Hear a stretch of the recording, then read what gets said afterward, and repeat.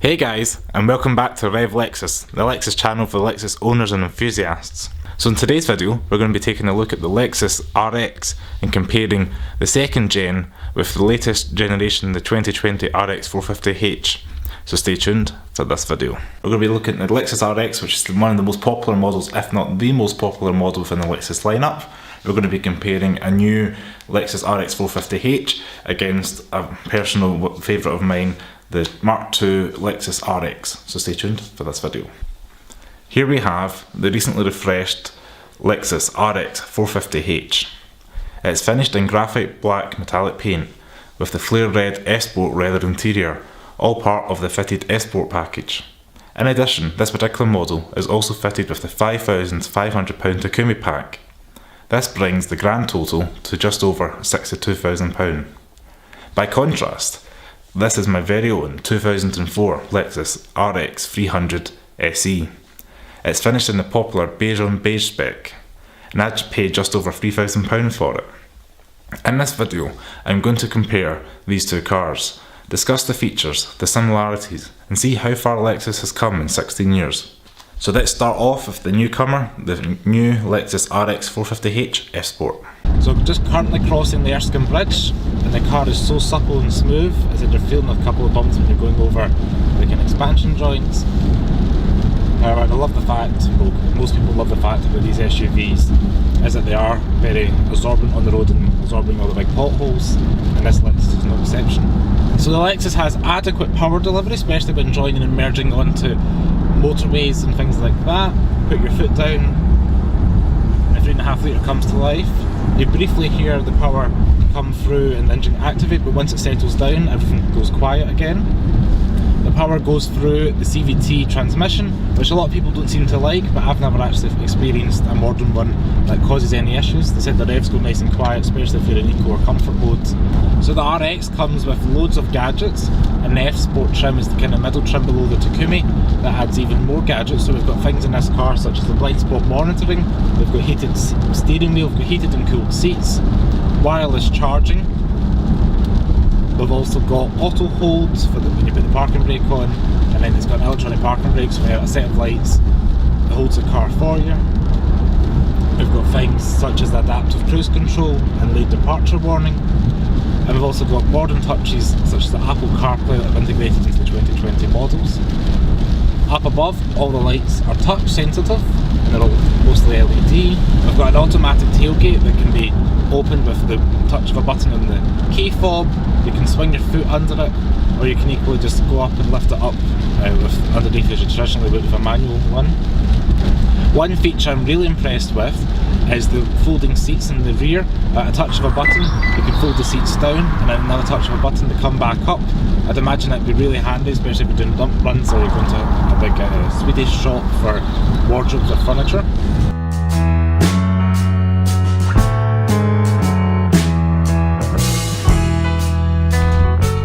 So we'll go ahead and jump into the Mark II RX.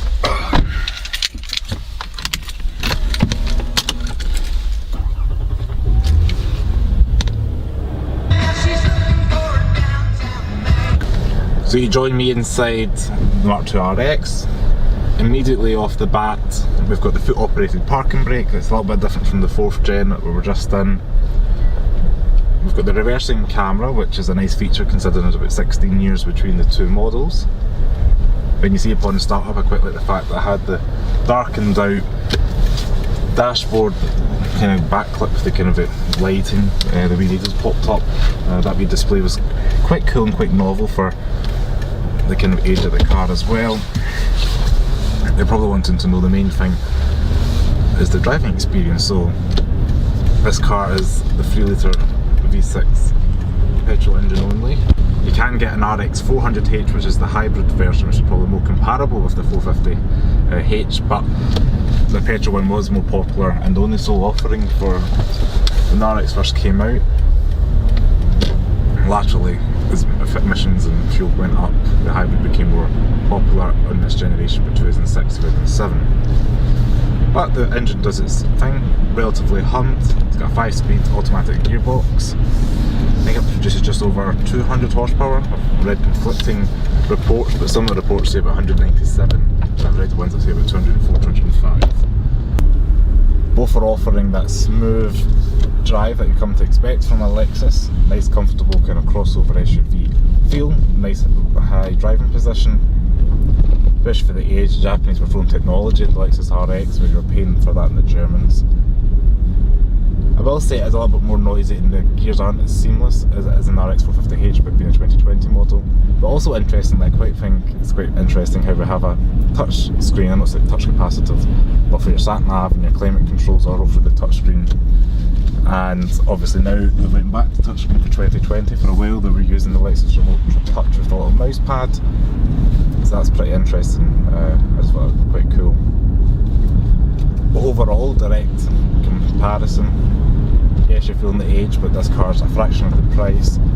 Still holds all the same kind of space. You've got a big SUV box area, you can carry your dog, you can carry a Kia flat pack furniture, you can get that flat load base, you can carry 5 passengers with comfort, being quite broad.